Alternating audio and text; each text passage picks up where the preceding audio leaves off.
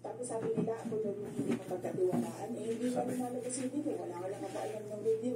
Oh, walang nakakaalam ng video kung hindi isa lang. Naku po, palakpakan. Yan na maganda. Yan ang gusto ko. Oh, so meron daw siyang video na ang nakakaalam lang ay siya. At hindi nga lumalabas dahil ganun daw siyang mapagkatiwalaan. Ano kaya itong video na ito? Very exciting itong video na ito. Kanino kayang iskandal yan? Sana naman wag dun sa mga lumba-lumba. Ako lang. Ma'am, ma'am, anong video, ma'am? Basta.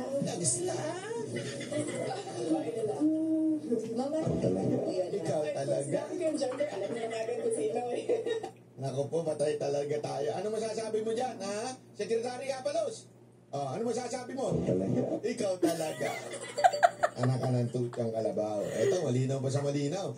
Na meron talagang video.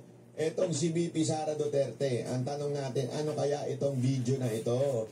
Ano ang malupit nating tatanungin ngayon? Para natin maintindihan kung ano po yung video na yan.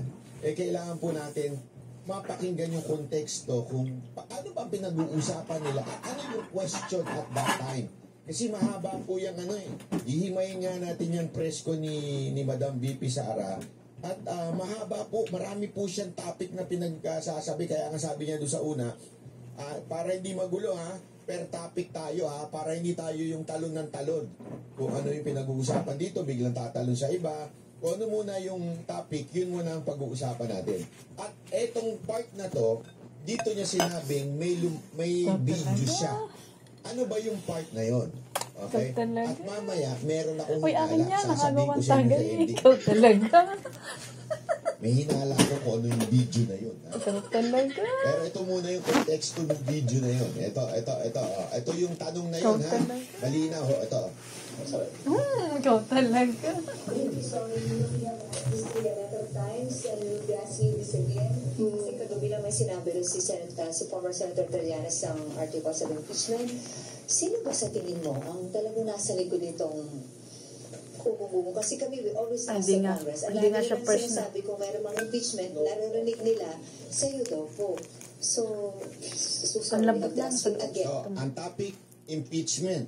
Okay? Impeachment ang topic dito. Walang pasawa-sawa. Ano tayo? Impeachment.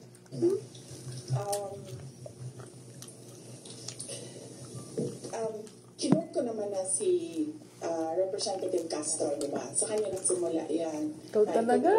Para,